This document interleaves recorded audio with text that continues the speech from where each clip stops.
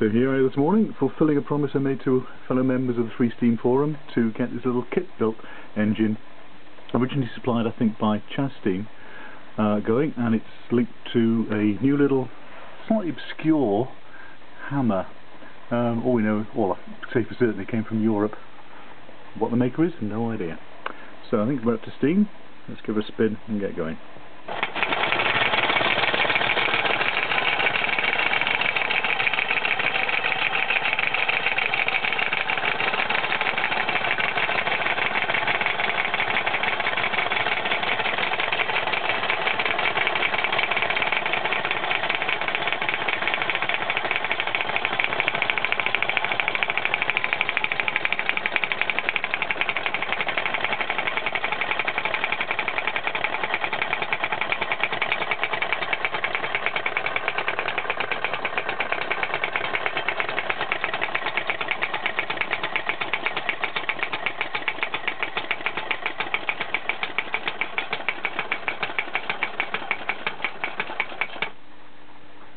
There you go. I've got a very low flame on this because I didn't want the engine to run too long, because the video takes absolutely ages to upload.